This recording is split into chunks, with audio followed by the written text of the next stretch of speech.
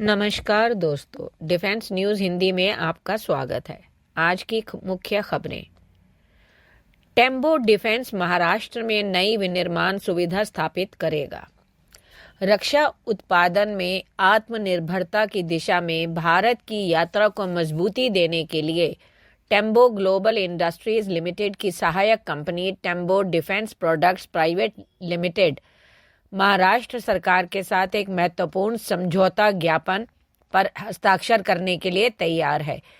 इस समझौते पर स्विट्जरलैंड के दावोस में प्रतिष्ठित विश्व आर्थिक मंच पर हस्ताक्षर किए जाने की योजना है, जो भारत के रक्षा क्षेत्र के लिए एक महत्वपूर्ण क्षण है। इस समझौता ज्ञापन का उद्देश्य भारत की मेक इन इंडिया पहल के अनुरूप महाराष्ट्र में अत्याधुनिक रक्षा विनिर्माण सुविधा स्थापित करना है।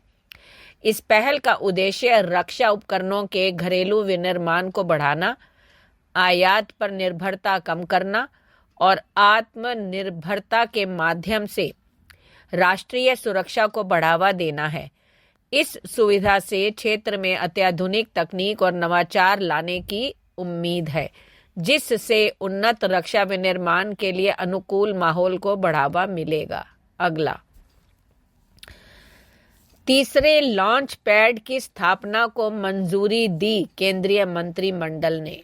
प्रधानमंत्री नरेंद्र मोदी की अध्यक्षता में केंद्रीय मंत्रिमंडल ने गुरुवार को श्रीहरिकोटा, आंध्र प्रदेश में भारतीय अंतरिक्ष अनुसंधान संगठन इसरो के सतीश धवन अंतरिक्ष केंद्र में तीसरे लॉन्च पैड की स्थापना को मंजूरी दे दी। तीसरे लॉन्च पैड परियोजना में इसरो के अगली पीढ़ी के लॉन्च वाहनों के लिए श्रीहरिकोटा, आंध्र प्रदेश में लॉन्च बुनियादी ढांचे की स्थापना और श्रीहरिकोटा में दूसरे लॉन्च पैड को स्टैंड बाय लॉन्च पैड के रूप में समर्थन देने की परिकल्पना की गई है। इससे भविष्य के भारतीय मानव अंतरिक्ष उड़ान मिशनों के लिए प्रेक्षण क्षमता में भी वृद्धि होगी। टीएलपी परियोजना, जो राष्ट्रीय महत्व की है, को एक ऐसे विन्यास के साथ डिजाइन किया गया है जो यथासंभव सार्वभौमिक और अनुकूलनीय है, जो न केवल एनजीएलवी को बल्कि सेमी क्रायोजेनिक चरण के साथ LVM-3 वाहनों के साथ साथ एनजीएलवी के स्केल अप विन्यास को भी सपोर्ट कर सकता है। अगला, भारतीय नौसेना के युद्धपोत INS नीलगिरी के लिए विशेष इस्पात की आपूर्ति कर रहा है सेल। सार्वजनिक क्षेत्र की कंपनी SALE ने गुरुवार को कहा कि INS नीलगिरी के लिए 4000 टन विशेष इस्पात की आपूर्ति की है। इसे बुधवार को चालू किया गया। INS नीलगिरी, INS सूरत, INS बाघशीर 3 भारतीय नौसेना के युद्धपोत थे, जिन्हें मुंबई में प्रधानमंत्री नरेंद्र योगी की मौजूदगी में नौसेना डॉकयार्ड में कमीशन किया गया। Steel authority of India limited यानी सेल ने INS नीलगिरी के लिए पूरे 4000 टन विशेष स्टील की आपूर्ति की है। आधिकारिक बयान के अनुसार सेल द्वारा प्रदान किए गए विशेष स्टील में DMR 249A grade hot rolled sheet और प्लेट शामिल है। अगला, इंडोनेशिया के राष्ट्रपति महामहिम प्रोबोवो सुबियांटो भारत के 76वें गणतंत्र दिवस के मुख्य अतिथि के रूप में आएंगे। प्रधानमंत्री श्री नरेंद्र मोदी के निमंत्रण पर इंडोनेशिया गणराज्य के राष्ट्रपति महामहिम प्रोबोवो सुबियांटो 25-26 जनवरी 2025 के दौरान भारत की राजकीय यात्रा पर आएंगे। राष्ट्रपति प्रोबोवो भारत के 76वें गणतंत्र दिवस समारोह के मुख्य अतिथि भी होंगे। 2 अक्टूबर 2024 में पदभार ग्रहण करने के बाद राष्ट्रपति के रूप में राष्ट्रपति प्रोबोवो की यह पहली भारत यात्रा होगी। अगला, परीक्षण के दौरान लॉन्चिंग पैड स्पेसएक्स के नए स्टारशिप रॉकेट बूस्टर में भीषण ब्लास्ट। स्पेसएक्स के नई स्टारशिप रॉकेट बूस्टर में लॉन्चिंग के दौरान भीषण ब्लास्ट हो गया है।